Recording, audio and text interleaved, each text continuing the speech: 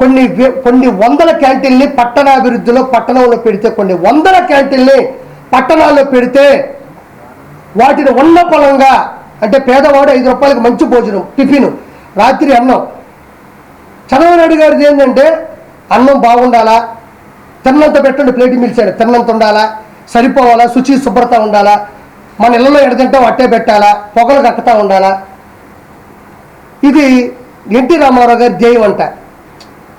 ఏ పేదవాడు మంచి భోజనం లేకుండా కడుపు ఆకలితో చచ్చిపోకూడదన్న ధ్యేయంతో పుడితే అన్నిటిని పగలగొట్టి, అన్నిటిని విసిరేసి సచివాలయాలుగా, బరిలు కొట్టవాలుగా, కొన్ని మళ్ళీ వైఎస్ఆర్సీపీ అడ్డాలుగా, కొన్ని కూల్చివేత చేసి ఈరోజు అన్నా క్యాంటీన్లు మొత్తం కొన్ని వందల కోట్ల రూపాయలని దుర్వినియోగం చేశాడు. అక్కడేమో లక్షల కోట్లు టిట్కో ఇల్లు డబ్బులు నాశనం చేశాడు. ఇప్పుడు మళ్ళీ చెప్పిన వెంటనే చిత్తూరులో మన జగన్మోహన్ నాయుడు, జగన్ అంటే ఆ జగన్ కాదయ్యా, ఇతర మంచోడే, నా స్నేహితుడే, జగన్మోహన్ నాయుడు అని చిత్తూరు ఎమ్మెల్యేగా గెలిచాడు భారీ మెజార్టీతో, విజయానంద రెడ్డి మీద, గంజాయి మీద గెలిచాడు, గంజాయి విజయానంద రెడ్డి మీద. అతను ఓపెన్ చేశాడు, మంచి భోజనం, మంచి టిఫిన్ పెడుతున్నాడు. నారాయణ గారు కూడా ఇప్పుడు ఒకటి ఓపెన్ చేస్తాడు. ఈ విధంగా 300 నుంచి 400 వరకు, నా దేశం వరకు అన్ని పట్టణాల్లో కూడా, అన్ని టౌన్లో కూడా మొత్తానికి రెడీ అవుతున్నాయి. మొత్తానికి ప్రక్షాళన జరిగింది, మొత్తానికి మంచి గవర్నమెంట్ వచ్చింది.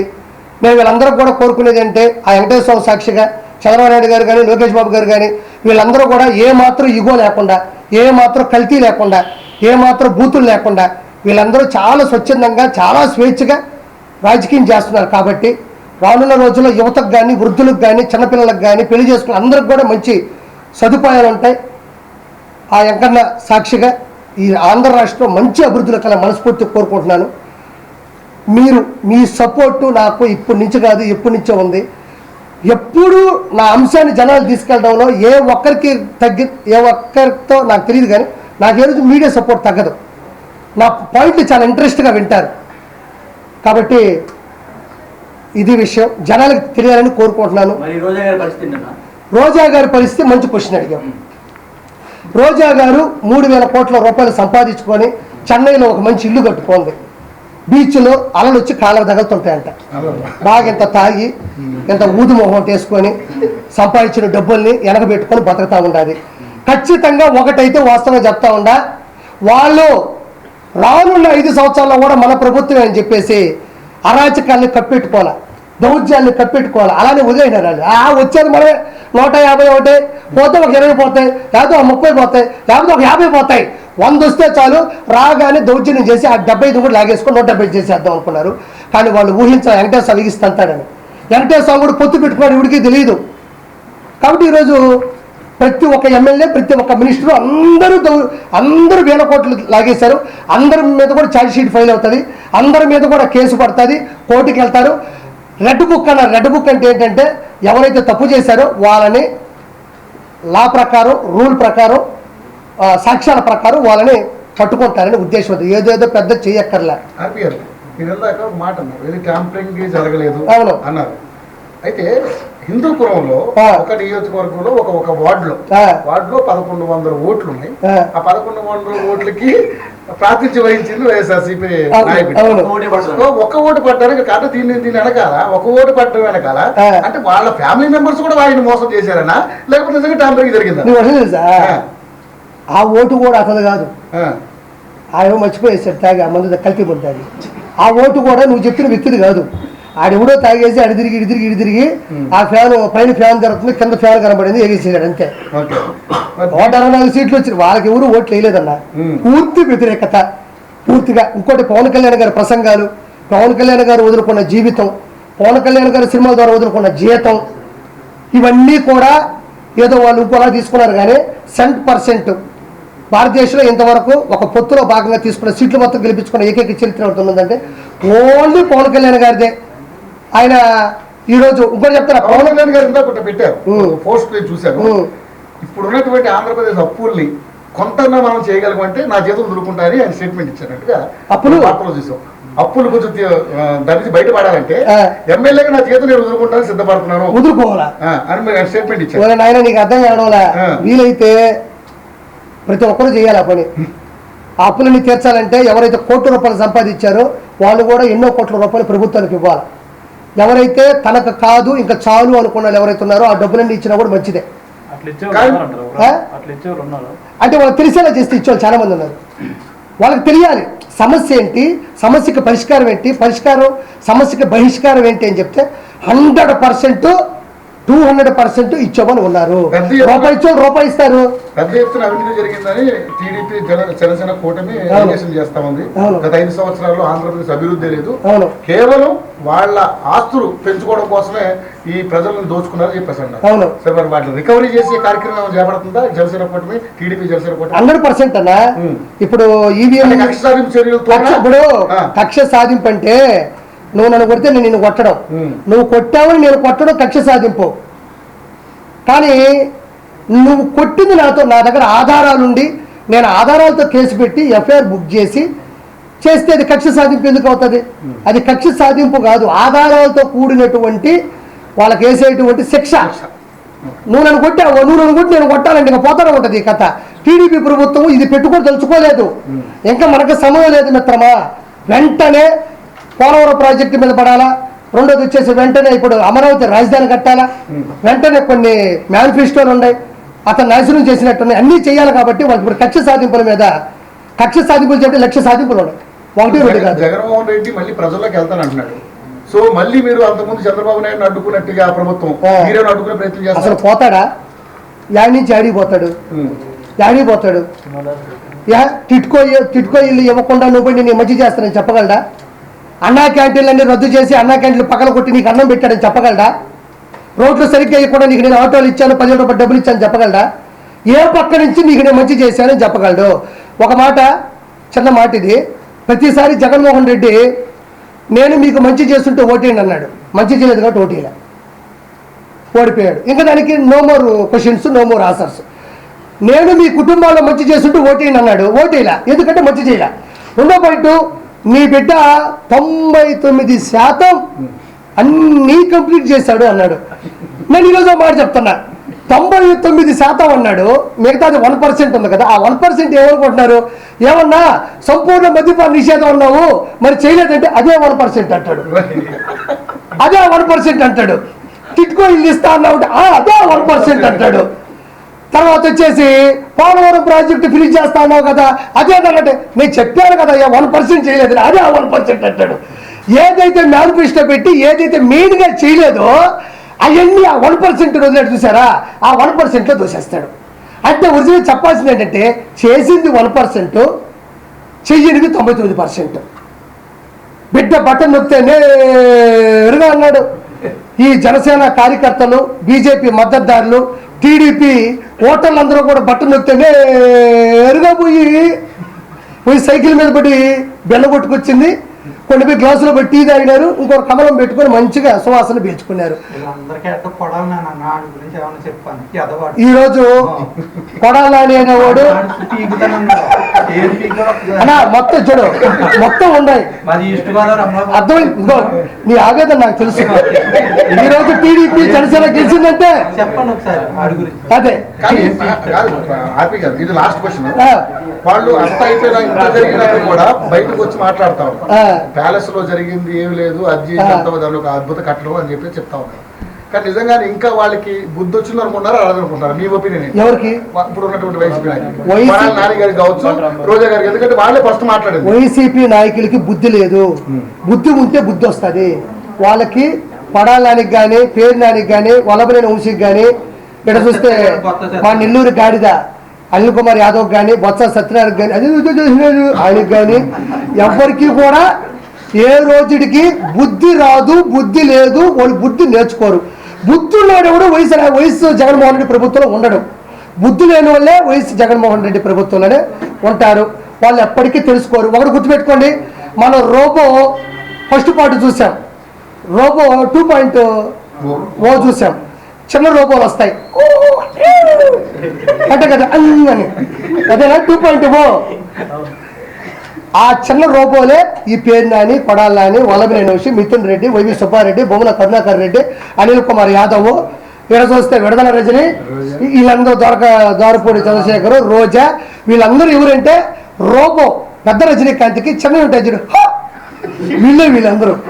అతని బుద్ధి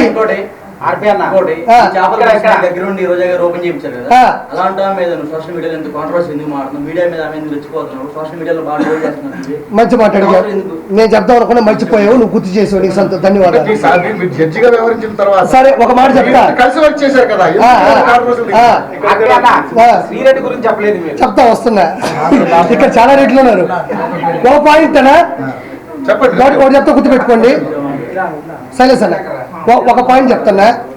ఆర్కే రోజాని నేను రోజమ్మ అన్న సందర్భాలు ఉన్నాయి, రోజా మేడం అన్నాను, నేను చాలా సందర్భాల్లో పొగిడాను. ఎక్కడి వరకు జడ్జిమెంట్ నుంచి, మా షో కాడి నుంచి ఆవిడ ఉన్నటువంటి సింప్లిసిటీ వరకే నేను బతికిన పరిధిలో నాకు అవసరం.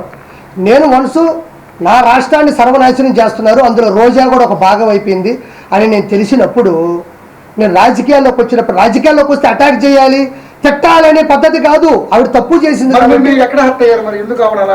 చిన్న చిన్న ఆర్టిస్టులు, చిన్న చితక ఆర్టిస్టులు. నేను ఈరోజు ఒక మాట చెప్తా ఉన్నా, ఈ రోజు ఆవిడ జడ్జిమెంట్కి వచ్చి డబ్బులు తీసుకుంది, టీం లీడర్గా నేను డబ్బులు తీసుకుని ఆవిడ పని ఆవిడ చేసింది, నా పని నేను చేశాను. ఎక్కడే ఆవిడ స్వచ్ఛందంగా వచ్చే అయ్యో ఆర్పీ వచ్చాడు స్కిట్ చేస్తున్నాను, నేను పొగడాలా, వాడిని నేను నిలబెట్టాలని ఎవడు రారు. నేనేమో రోజా గారు వచ్చారు ఆవిడ జడ్జిగా నిలబడాలని నేనేమో ఊరికే స్కిట్లు చేయలే. ఎవరు డబ్బులు వాళ్ళు తీసుకున్నా, ప్రొడ్యూసర్ కూడా సంపాదించుకున్నాడు, ఎవరి పని వాడిది, ఆడితే ఒక వ్యాపారం. వాళ్ళు డబ్బులు పెట్టుకొని ఎవరైతే ఛానల్స్ పెట్టుకున్నారో, ఛానల్స్ తీసుకున్నారో వాళ్ళు ఆనందంలో వాళ్ళు డబ్బులు పెట్టి వాళ్ళు బతికారు.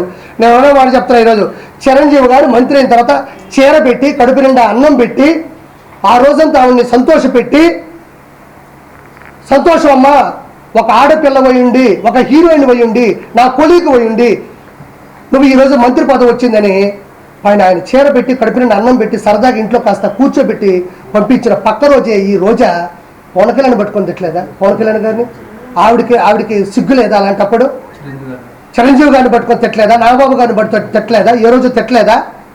అదే రోజా, ఆర్కే రోజా చిరంజీవి గారితో ఎన్ని సినిమాలు హీరోయిన్గా చేయలేదు? ఎన్నిసార్లు వాళ్ళు కలిసి భోంచేస్తుంటారు, ఎన్నిసార్లు వాళ్ళు సీన్లు డైలాగులు ఇద్దరు కలిసి మాట్లాడుకొని ఉంటారు, ఎన్నిసార్లు ఒకరినొకరు ప్రోత్సహించుకొని ఉంటారు. బాలయ్యబాబు గారిని పెట్టుకుని ఎన్ని తిట్లు తిట్టలేదు, బాలయ్యబాబు గారు ఎన్ని సినిమాలు చేయలేదు? ఒకసారి వికీపీడియా కొట్టి చూడండి. వాళ్ళు ఏ పాపం చేశారు తిట్టాడు, నువ్వు అన్న పాపం చేసావు, ఏ పుణ్యము చేయలే, 3,000 కోట్ల రూపాయలు నగిలి ప్రజల మీద సంపాదించావు కాబట్టి నేను ప్రశ్నించా. నీకు దమ్ముంటే నన్ను ప్రశ్నించు, ఎవరు తిట్టకూడదు. నేను ఒకటే మాట చెప్తున్నా, నువ్వు జడ్జి చేసినంత మాత్రానో, నువ్వు నాకు దగ్గరైనంత మాత్రానో నువ్వు రోడ్లకి పోతే ప్రశ్నించకూడదా? నువ్వు జడ్జి అయినంత మాత్రానో, నాకు దగ్గరైనంత మాత్రానో గంజాయి అమ్ముతుంటే ప్రశ్నించకూడదా? నువ్వు జడ్జిమెంట్ ఇచ్చినంత మాత్రానో, నాకు దగ్గరైనంత మాత్రానో నువ్వు బూతులు నాయకులు తిడతా ఉంటే నేను ప్రశ్నించకూడదా? నువ్వు జడ్జి అయినంత మాత్రానో, నాకు దగ్గరైనంత మాత్రానో నగరి అభివృద్ధిని పూర్తిగా సున్నా చేస్తే నేను ప్రశ్నించకూడదా? నాకు దగ్గరైనంత మాత్రాన నువ్వు ఏది చేస్తున్నా సరే ఆ రోజు, ఏ రోజు జీవితంలో ఆ రోజు కలిసి భోంచేసాం కదా, ఆ తర్వాత జరిగే యదో పనులకి ఈ ఒక్కరు తలుచుకుంటే రాష్ట్రాలు కాదు రాజధానులు కూలిపోతాయి. ఇంకోటన్నా, మీకు టీడీపీ పార్టీ నుంచి 40 లక్షల ప్యాకేజ్ అందింది, 40 లక్షలు అందినాయి. ఇప్పుడు లోపల ఉన్నవి తీసుకోపో. 40 లక్షలు అన్నీ చెప్తుంటే లోపల ఉన్నవి తీసుకోపో, నీకు ఎంత కావాలో నాకు ఇచ్చి మళ్ళీ అంతాయి నాకు. ఏమయ్యా, కిరాకార్పి అనేవాడు ఏ రోజు ఏ పార్టీ అధికార ప్రతినిధిగా మాట్లాడాడు? కిరాకార్పి ఏ రోజు చంద్రబాబు నాయుడు గారి పక్కన మాట్లాడాడు? ఏ రోజు వాళ్ళు కిరాకార్పి మా పార్టీలో నేను చెప్పాడా? ఏ రోజు నేను పార్టీ తరఫున పార్టీ ఎటకారంగా మాట్లాడితే 40 లక్షల, ఇది ఎటకారం. నేను ఒక మాట మాట్లాడుతున్నా బా, ఇస్తే ఇచ్చాను చెప్పుకుంటా, నా పోయేది ఏముంది? ఇస్తే ఇచ్చారని చెప్పుకుంటా, నాకు పోయేది ఏముంది అంటున్నా. ఇప్పుడు నాకు 40 లక్షలు ఇచ్చారని చెప్తున్నావు, దానికి ఆధారాలు ఏంది?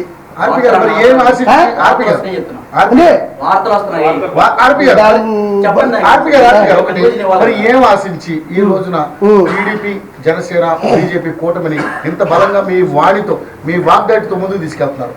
ఏం ఆశించారు? నేను ఒకటి చెప్తున్నా, ఏది కూర్చున్నాడు ఉందా మీతో ఉంటే అని ఒక మాట చెప్తున్నాను. అయితే మన ఒక క్యాన్సర్ వచ్చినా, హెచ్ఐవి వచ్చినా, దేనికైనా కొన్ని స్టేజ్లు ఉంటాయి. First stage, second stage, third stage, fourth stage. అభివృద్ధి అనేది ఒక స్టేజ్ వేసుకుంటే, యూత్ని చెడగొట్టడం ఒక స్టేజ్ వేసుకుంటే, ఫోర్త్ స్టేజ్ అని ఈ ఆంధ్రప్రదేశ్ రాష్ట్రానికి నాకు ఎప్పుడు తెలిసిందంటే, నేను తిరుమలకి వెళ్ళినప్పుడు ఒకరోజు భోజనం చేశానన్న. ఆ రోజు అర్థమైపోయింది నాకు, ఆంధ్రప్రదేశ్కి తిరుమల తిరుపతి దేవస్థానానికి ఈ గతి పట్టిందంటే, వెంకటేశ్వర సన్నిధిలోనే ఎంత తీవ్ర స్థాయి నెలకొందంటే, ఆంధ్రప్రదేశ్ రాష్ట్రం అభివృద్ధిలో 4th స్టేజ్లో ఉంది. అంటే అభివృద్ధి హీనంలో అంటే మన జబ్బులకి ఒక స్టేజ్ ఉంటుంది కదన్నా, క్యాన్సర్కి ఉంటుందన్న, అల్సర్కి ఉంటుందన్న, ప్రతి అట్లా ఎప్పుడైతే తిరుపతి దేవస్థానంలో ప్రపంచ నలుముక్కలో వచ్చేటువంటి ముక్కులు చెల్లించుకునేటువంటి అక్కడ అన్నం ఉడకలేదు, ప్రసాదం బాగాలేదు, వాటర్ బాటిల్ ఇలా చేస్తున్నారు, బూతులు తిడుతున్నారు, మాంసం తింటున్నారు. ఒక డ్రైవర్ నాతో చెప్పాడు, డ్రైవర్లు సిగరెట్ తాగుతున్నారు, పాన్ పరాకులు అమ్ముతున్నారు అని నాకు ఎప్పుడు అనిపించిందో ఆంధ్రప్రదేశ్ రాష్ట్రం 4వ స్టేజ్కి వచ్చేసింది. క్యాన్సర్లో కావచ్చు, ఏ జబ్బు అయినా. ఆంధ్రప్రదేశ్ పట్టిన వైఎస్ జగన్మోహన్ రెడ్డి అనే జబ్బు 4th స్టేజ్కి వచ్చేసింది తెలిసింది. ఇమీడియట్లీ దిగా నేను మాట్లాడినా, ఎవ్వడికి ఏ దమ్మున్నా కార్పెట్ డబ్బులు తీసుకున్నాడని బాధ్యత నిరూపిస్తే ఇన్ని కెమెరాల ముందు ఎవడి కాలు పెట్టుకోవడానికి నేను సిద్ధం. ₹1 టీడీపీ కానీ కూటమి నుంచి నేను తీసుకొని ఉంటే ఎవ్వడి కాళ్ళు పట్టుకోవడానికైనా సిద్ధం. ఈ రోజు నుండి మొదలెట్టండి, నా అకౌంట్లు ఇస్తే అకౌంట్లు తొక్కోండి, మా ఇంటికి రండి, ఎతకండి, తిరగండి. అరుంధతి సినిమాలో అనుష్క గారు తిరుగుతారు చూడు, అరుంధతి సినిమాలో పశుపతిని చంపాలి, నేను ఏం చేయాలమ్మా అంటే ఋషుని పిలిపిస్తుంది, పెద్ద పండితులను పిలిపిస్తుంది, పురోహితులు పిలిపిస్తుంది, లాస్ట్కి ఆకుల మధ్యన బతికి అఘోరాల దగ్గరికి వెళ్తుంది. అదంతా చూసి అరుంధతి వాడు చచ్చిపోవాలంటే నువ్వే ఆయుధంగా మారాలి అంటే ఏం చేయాలంటే కొబ్బరికాయలు నీ తలకాయ మీద కొట్టాలి అంటే నేను కూడా భరించలేనంత బాధను నాకు మిగిల్చిందంటది. అంత బాధను నాకు మిగిలిచ్చి నేను ఎక్కడ రూపాయి తీసుకున్నానని చెప్పండి. మీకు దమ్ము ఉంటే సవాల్ ఇస్తున్నా. కిరాకార్పి ఈ విషయంలో కాదండి, కిరాకార్పి ఎలక్షన్స్ ముందు నుంచి కూడా మాట్లాడుతున్నాడన్న. నాకెంత ఇప్పుడు నా భార్యని పట్టుకొని వైఎస్ఆర్సీపీ సజ్జల భార్గవ రెడ్డి, వర్రా రవీందర్ రెడ్డి నాకు ఉంటారు, ఇద్దరు. వాళ్ళు నా భార్యని పట్టుకొని అల్లు అర్జున్ గారు మీరు చూడండి, తప్పేమో నేను భయపడను, ఎలా అక్రమ సంబంధాలు పెట్టారో, ఎంత అవినీతిగా మాట్లాడారో, ఎంత దౌర్భాగ్యంగా పోస్టులు పెట్టారో నేను చెప్పక్కర్లే. ఒక బాబాయినే, సొంత బాబాయినే గొడ్డలతో రగితే జగన్మోహన్ రెడ్డి ఒక మాస్క్ అడిగితే సుధాకర్ గారిని చంపించేశాడు, అక్కకి అవమానం జరిగితే చంపించేశాడు. ఇంతమందిని చంపినాడని తెలిసి కూడా, చిన్న విషయాలకి చంపినాడని తెలిసి కూడా నేను జగన్మోహన్ రెడ్డి నువ్వు చేసే తప్పని ప్రశ్నించి నేను అతని మీద గట్టిగా అరిస్తే నన్ను చంపిడా? నా వెనక ఎవరున్నారు? మా నాయనే ఉన్న పెద్ద పార్టీ లీడరా? నాకేమో జగన్మోహన్ రెడ్డి లాగా రుచుకొని ఉన్నాయా? వెంకటేశ్వరం ఉన్నాడుగా, వెంకటేశ్వరం ఎప్పుడు ఉంటాడు. నా బొచ్చు కూడా ఎవడో బెకలేడు.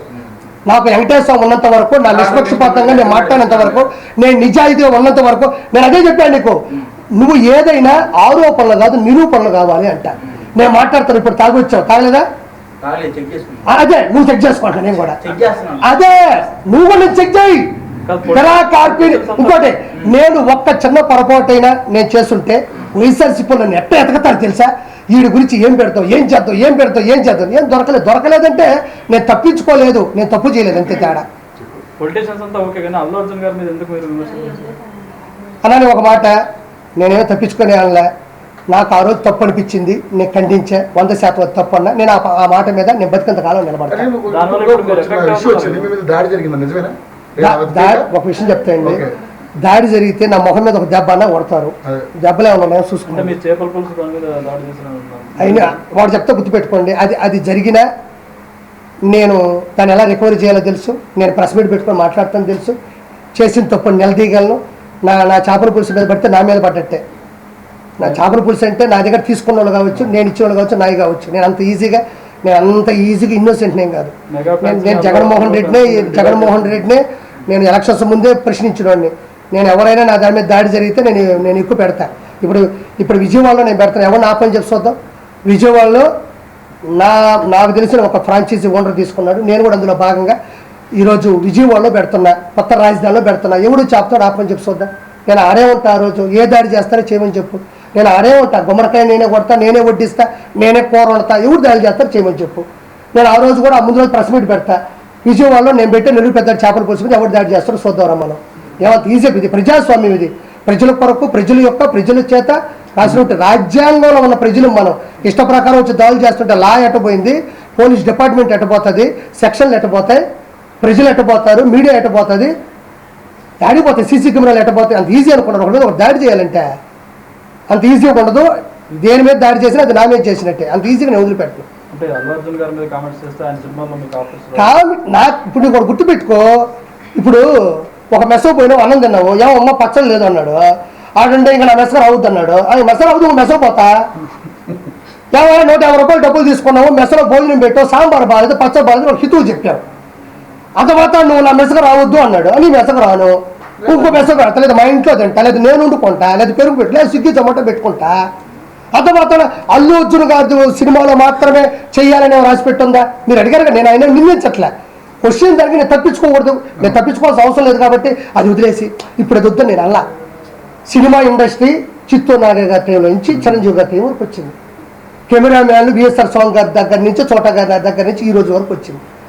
కమెడియన్లు, 24 crafts, film chamber, producer council, junior artist సంఘం, ఏమన్నా కెమెరా సంఘం, కెమెరా ఆర్టిస్టులు, కెమెరామెన్, ఇవన్నీ పెద్ద పెద్ద క్రాఫ్ట్స్. అవి ఎవ్వరు ఏ దాన్ని అణిచివేయలేరు.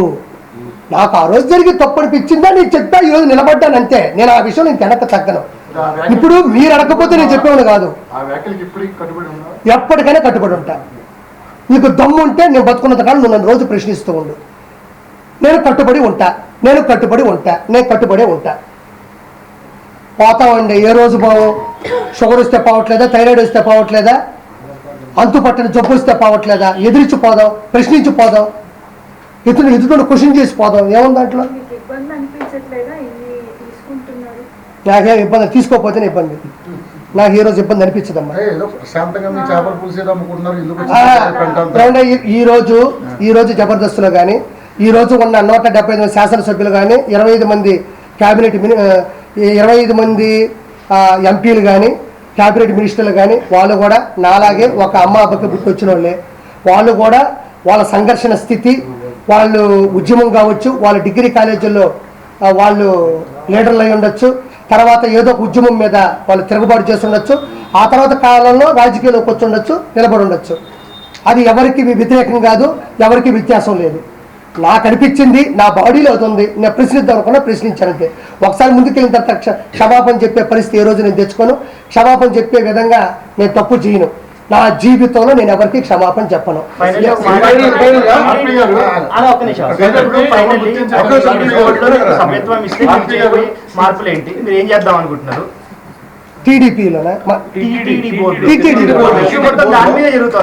టీటీడీలో టీటీడీ పోస్టులకి నేను అర్హత ఉన్నా, నాకు అర్హత ఉందా?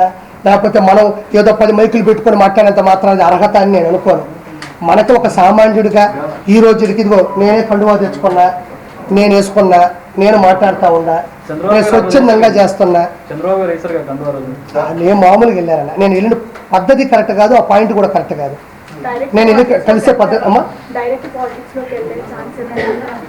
పాలిటిక్స్ అంటే నేను అవునమ్మా అమ్మా, ఇదిగో ఇలానే ప్రతి వారం ప్రెస్ మీట్ పెట్టుకుంటాను, అందరినీ పిలుస్తాను.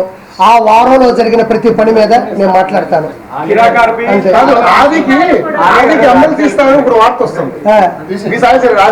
నాకేం చెప్పలేదు కాదు, ఎందుకంటే పవన్ కళ్యాణ్ జనసేన బాగా గట్టిగా ఫైట్ చేశాడు. ఆదికి ఎమ్మెల్సీ ఇచ్చే అవకాశం ఉందని చెప్పేసి వార్తలు చూసాం. అది ఓకేనా? జరిగే అవకాశం వస్తే చాలా మంచిది. ఎందుకంటే పాపం చాలా సంవత్సరాల నుంచి కష్టపడ్డాడు. అలాంటి వాళ్ళకి వస్తే ఆది అని వెళ్ళింది. సంబంధం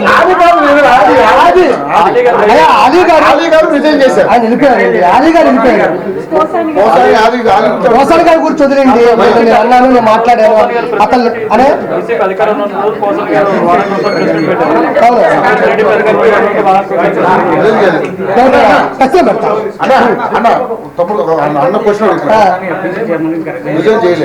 చేస్తాడు. ఇప్పుడు ఎఫ్డీసీ చైర్మన్ గా పోసాని గారు రిజైన్ చేయలేదన్నారు, చేయకుండా ఇంట్లో పెట్టుకుంటాను దాన్ని. ఆ రోజు నేను మాట్లాడినప్పటి నుంచి ఈ రోజు వరకు బయటికి రాలా. బయటకు వచ్చి కనీసం ఓడిపోయిన తర్వాత అయినా ప్రజలు మమ్మల్ని ఎందుకు ఓడించారు మేము తెలుసుకుంటాం, మేము నేర్చుకుంటాం కూడా లేదు.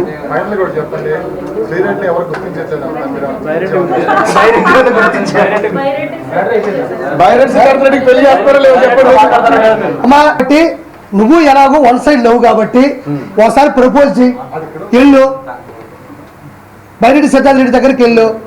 బయటకు వచ్చేస్తే పట్టేసుకుంటారు కదా, పట్టేసుకుంటారు భయం కదా, అతను కూడా పట్టేసుకుంటారు. అతనికి ఏముంది ఇప్పుడు, ఇద్దరు కలిసి ఒకరినొకరు అర్థం చేసుకోవడమే నిజమైనటువంటి పరమార్థం. ఇప్పుడు వైఎస్ఆర్సీపీ వెళ్ళి బయటిని పిలిపించుకొని ఇద్దరు మాట్లాడుకొని ఏమ్మా ఏంది పరిస్థితి ఏంది అనుకుంటే వాళ్ళ ఇష్టాలు వాళ్ళని. అందరికీ వచ్చారు, అందరికీ సంతోషం. ఓం నమో వెంకటేశాయ, జై శ్రీరామ్. సుధాకర్ గారు చంపేసి అందరూ చెప్తున్నారు. మేము చంపలేదని బలగుద్ది చెప్పగలరా?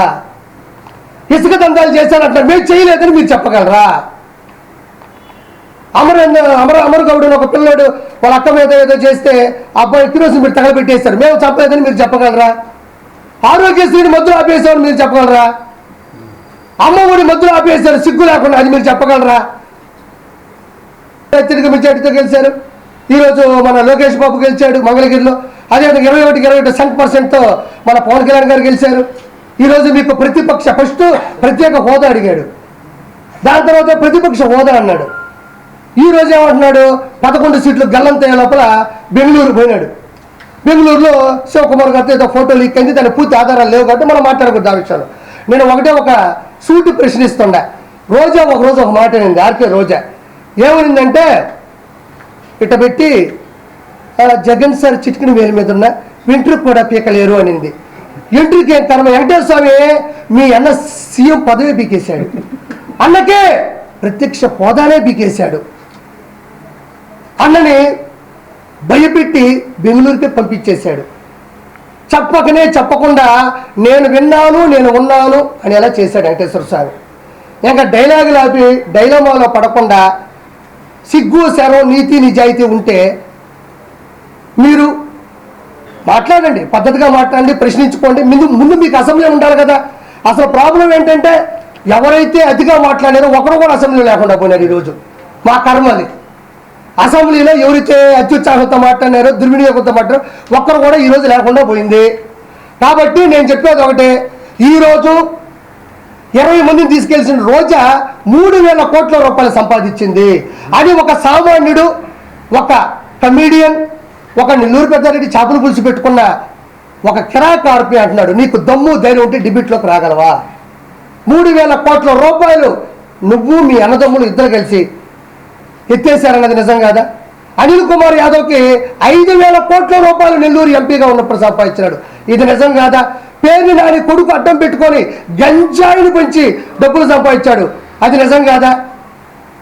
పెద్దిరెడ్డి రామచంద్రారెడ్డికి 1,000 కోట్లు ఉన్నాయి, మిథున్ రెడ్డికి 1,000 కోట్లు ఉన్నాయి, బొమ్మల కరుణాకర్ రెడ్డి, వైవి సుబ్బారెడ్డి, ధర్మారెడ్డి, వీళ్ళందరూ కూడా 1,000 కోట్ల రూపాయలు డబ్బులు. నేను ఇంకో మాట చెప్తున్నా, ఆంధ్రప్రదేశ్లో ఏ శాఖలో కూడా అభివృద్ధి 1% కూడా జరగలేదు. కానీ టెండర్లు వేసి బిల్లులకి సంతకాలు పెట్టి డబ్బులు తీసేసుకున్నారు, ఇది వాస్తవం. ఇప్పుడు చంద్రబాబు నాయుడు గారు అతను ఎంతో కొంత చేసుంటే కదా కొనసాగించాలి, ఎంతో కొంత చేసుంటే కదా దాన్ని మిగతాది తీసుకెళ్ళాలి. 1% కూడా అభివృద్ధి లేకపోవడం వల్ల ఈరోజు 13 లక్షల కోట్ల అప్పుని జగన్మోహన్ రెడ్డి పెట్టి ఋషికొండని బోడికొండ కొట్టి 500 కోట్ల రూపాయలతో ప్యాలెస్ కట్టుకున్నాడు. తాలేపడి ప్యాలెస్లో 986 మంది ప్రైవేట్ సెక్యూరిటీని పెట్టుకున్నాడు. 1000 కోట్ల రూపాయల అధికార దుర్వినియోగాన్ని ప్రైవేటు సెక్యూరిటీ కోసం ఆధునీకరణమైనటువంటి మన చుట్టుపక్కల ఆయన సెక్యూరిటీకి ఉన్న మిషన్స్ కోసం ఖర్చు పెట్టాడు. ప్రతి జిల్లాకి ఒక ప్యాలెస్ కడదామని ట్రై చేశాడు. ఈరోజు ఏమైంది? ఏ ప్యాలెస్ లేకుండా సంకనాగిపోయాడు వైఎస్ జగన్మోహన్ రెడ్డి. కాబట్టి నేను మీకు ఏం చెప్తున్నానంటే, ఇప్పుడు తిరుమలలో వెంకటేశ్వర సాక్షిగా, వెంకన్న సాక్షిగా ఇప్పుడు మళ్ళీ ప్రక్షాళన మొదలైంది. మీరు యూట్యూబ్లో కూడా చూడొచ్చు, భక్తులు చెప్తున్నారు. కింద నుంచి మళ్ళీ టోకన్లు కడుతున్నారు. ఇంతకుముందు 1200 మీటర్ దగ్గర టోకన్ కడుతున్నారు. ప్రజలారా ఒకసారి చూడండి. మీరు ఆ ప్రభుత్వంలోకి వెళ్ళి ఇబ్బందులు పడి మీరు చాలా అగసాట్లు పడి పైకి రావడం మానేసిన వాళ్ళని చెప్తున్నా. కింద నుంచి వచ్చే వాళ్ళకి టోకన్ ఉంది, మంచి సెక్యూరిటీ ఉంది, మధ్యలో మజ్జిగ ఉన్నాయి, సాంబార్ అన్నం ఉంది, పైకి వస్తే క్యూ లైన్లో ఫ్యాన్లు ఉన్నాయి, అన్నదాన ప్రసాదం ఉంది, మజ్జిగ ఉంది, మంచి రెస్పెక్ట్ ఉంది. కంపార్ట్మెంట్లోకి వెళ్తే మంచి టీవీలు పెడుతున్నారు, దేవుడి దర్శనం బాగుంది, వీటి బ్రేక్ దర్శనం తగ్గించినారు. కాబట్టి ఇప్పుడు వెంకటేశ్వర స్వామి తిరిగి వచ్చాడు. ఇంతకుముందు లేడు. 5 సంవత్సరాలు వెంకటేశ్వర స్వామి ఆ కొండ మీద లేడు, అలిగి వెళ్ళిపోయాడు. వెంకటేశ్వర స్వామి లేడు 5 సంవత్సరాల్లో, ఇప్పుడు మళ్ళీ వచ్చాడు. కాబట్టి ఏదైనా పైకి వెళ్ళి సంతోషంగా దర్శనం చేసుకోండి. ఆ ప్రక్షాళన మొదలైంది. కానీ ఇంకొక మాట చెప్తున్నా, నా వయసుకి ఒకే ఒక మాట చెప్తున్నా, అతను వదిలేసిన ప్రాజెక్టులన్నీ కూడా కొనసాగించాలంటే అతను అప్పుల్లో వదిలేసి వెళ్ళిపోయాడు. ఇప్పుడు కొనసాగించాలంటే కొంత సమయం పడుతుంది. ఈరోజు కూడా 7,000 రూపాయలు పింఛన్ ఇచ్చారు. అది చిన్న చితక విషయం కాదు. ఎన్ని వేల కోట్లు మీరు ఆలోచించాలి. అతను నేను 4,000 ఇస్తాను, 3,000 ఇచ్చాడు ఫస్ట్, తర్వాత 250 లాస్ట్ అది కూడా ఆపేశాడు. కాబట్టి బాగా పెట్టించింది. అంటే విడతల వారీగా ఇచ్చాడు. చంద్రబాబు నాయుడు గారు ఒకేసారి చెప్పిన అమౌంట్ ఇచ్చాడు, ఇచ్చుకుంటూ పోతా ఉన్నారు. పోలవరం ప్రాజెక్టులో కూడా అత్యాధునికమైనటువంటి టెక్నాలజీ మొన్న సర్వే కూడా చేశారు, అది కూడా ఫినిష్ అవుతుంది. పిల్లకాయలకు సంబంధించింది ఇదేమో, పిల్లకాయలు చదువుకుని పిల్లకాయలకు సంబంధించింది కూడా ఒక స్టేట్మెంట్ వచ్చింది ఇప్పుడు చంద్రబాబు నాయుడు గారు. అంటే అన్నీ అవుతాయి ఒకేసారి చిటికేస్తే అయ్యే పనులు కాదు ఇవి. 5 సంవత్సరాలు పూర్తిగా రౌడీజము, పూర్తిగా వైఎస్ జగన్మోహన్ రెడ్డి ప్రభుత్వంలో హయాంలో అధికార దుర్వినియోగం జరిగినట్టు, వాళ్ళ ఎమ్మెల్యేలు సంపాదించుకున్నంత వేల కోట్ల డబ్బులు ఈ భారతదేశ గడ్డ మీద ఏ ప్రభుత్వంలో కూడా జరగలేదన్నది వాస్తవమైన మాట. తర్వాత వచ్చేసి ఒక చిన్న మాట, మీడియా మిత్రులకి కొంచెం ఓపికగా వింటున్నారు పాపం. ఇటు చూడండి, ఇది అధికారికంగా చెప్పినటువంటి లోకేష్ బాబు గారి మాట. ఇది అంటే మనం ఎలక్ట్రానిక్ మీడియా ఉంటుంది, మన పేపర్లో వేసిన యూట్యూబ్లో వేసిన మాటే, అది మనదే అవుతుంది అఫీషియల్. 6 లక్షల మంది విద్యార్థుల జీవితాలలో వెలుగులు. వైకాపా ప్రభుత్వ హయాంలో విద్యా దీవెన, వసతి దీవెనకు 3,450 కోట్ల బకాయిలు పెట్టిన వైసీపీ ప్రభుత్వం. బకాయిలు ఉండడంతో విద్యార్థుల సర్టిఫికేట్లు రాకపోతున్న ఇబ్బందులను తొలగించేలా విద్యా సంస్థల యాజమాన్యాలను సర్టిఫికేట్లు ఇవ్వాలని ఆదేశించిన మంత్రి నారా లోకేష్. ఇది సంసారబద్ధమైనటువంటి గవర్నమెంట్. అంటే వచ్చి రాగానే పాపం ఎన్ని ఇబ్బందులు ఉన్నా కూడా ప్రవేశపెట్టారు. ఇంకోటి విద్యార్థులకి తీపి కదురు కదా, ఇదేనమ్మా ఇంకేమైనా ఉందా? మెగా డిఎస్సీ మీద కూడా సంతకాలు పెట్టారు. ఇంకోటి కూడా నవ్వుకుంటారు అందరూ, మంచి ముందు ఆంధ్రప్రదేశ్కి వచ్చింది, మంచి ముందు వచ్చింది పాపం. అంటే ఒక ఆవిడ అనింది, నిజంగా జరిగింది నెల్లూరులో, ఆ నా బట్ట వల్ల నా భర్త చచ్చిపోయాడనింది. వాస్తవం చెప్తున్నా, ఆ నా బట్ట వల్ల నా భర్త చచ్చిపోయాడనింది. బట్ట అనేది ఎవరో మీరే తీసుకుని, నాకు అనవసరం. అది వెంకటేశ్వర సాక్షిగా చెప్తున్నా, ఇది జరిగింది. ఆ వెంకటేశ్వరతో పెట్టుకున్నాడు, అతను పోయాడు. ఇప్పుడు నేను పెట్టుకుంటే నేను పోతానుగా, నేనేం భయపడను. ఆ నా బట్ట వల్ల నా భర్త పోయాడు, నా పసుపు కుంకుమలు రాలిపోయాడు. ఏంటంటే ఏందయ్యా ముందు. ఇప్పుడు మా వాళ్ళు కష్టపడతారు, 500-700 సంపాదించుకుంటారు. ఆటో పనిచేసిన ఆటో, టిప్పర్ దగ్గరికి వెళ్ళి టిప్పరు, ఎవరైనా కష్టపడతారయ్యా. వద్దన్నా వాళ్ళు తాగుతారు. తాగేదేదో మంచి ముందు తాగితే పాపం తిని కడుపు నిండా కాసేపు పరిస్థితి అసలు పడుకుంటారు. ఈయన బట్ట వచ్చాడయ్యా, అసలు మొత్తం కిడ్నీలు, ఆ లివర్లు మొత్తం అంతా చెడిపోయి వాళ్ళంతా పిచ్చిక్కిపోయి వాళ్ళకి అర్థం కాని రీతిలో ప్రవర్తించాడు. నాకు ఈ చిన్న వయసులో నా భర్త చచ్చిపోయాడు నా బట్ట వల్ల. ఈరోజు భగవంతుడి దయ వల్ల మంచి ముందు. అంటే ప్రతి కల్చర్లో ఇది ఒక భాగం. జగన్మోహన్ రెడ్డి లాగా నేను సంపూర్ణ మద్యపాన నిషేధం చేస్తా అని చెప్పి అందరికీ ఎడ్డుమెట్టి మందు పోసే పాపం వాళ్ళని నాశనం చేయలే. చెప్పినారు, మంచి ముందు తీసుకొస్తున్నారు. ఈరోజు బ్రహ్మాండంగా కింగ్ఫిషర్ బీర్ వచ్చింది, రాయల్ ఛాలెంజ్ వచ్చింది, మంచిగా బ్రాండ్లు వచ్చినాయి దేవుడి దేవల్ల. అంటే మరి దేవుడి దగ్గరికి వెళ్ళకుండా దేవుడి దేవల్ల మంచి బ్రాండ్లు వచ్చినాయి. కాబట్టి ప్రక్షాళన మొదలైంది. మంచి విధి విధానాలు కూడా అక్కడ మొదలైపోయినాయి. మర్చిపోయినా మా రవి అన్న మంచి, థ్యాంక్ యూ సో మచ్. ఈరోజు రెండు విషయాలు చెప్తాను అన్నయ్య. 2 విషయాలు గొప్ప ఏంటంటే, జగన్మోహన్ రెడ్డికి కడుపు నిండా అన్నం తిన్నా ఒప్పదు, జగన్మోహన్ రెడ్డికి మంచి ఇల్లు ఉన్నా ఒప్పదు.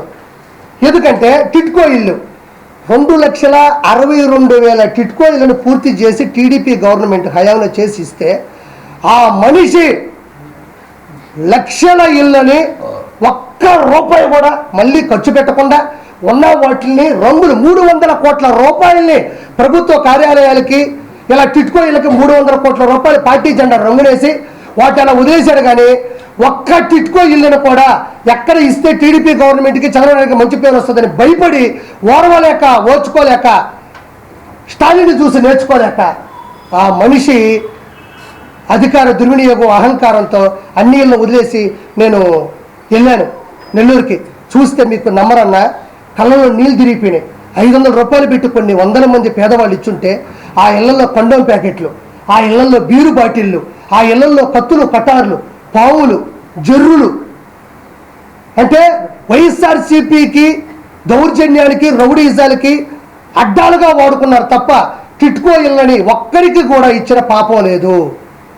అక్కడ ఎన్ని కిడ్నాపులు జరిగాయో, ఎంతమందిని చంపేశారు, ఎవరిని కొట్టారు అనేది ఒక్కటి కూడా చెయ్యకపోగా అక్కడ గోళ్ళన్నీ మళ్ళీ పగిలిపోయినాయి, అక్కడ ఉండే గ్లాసులన్నీ మొత్తం పగిలిపోయినాయి. అవి కూడా పోయినాయి. రెండో పాయింట్ అన్న రవీణ చెప్పినట్టు అన్నా క్యాంటీన్లు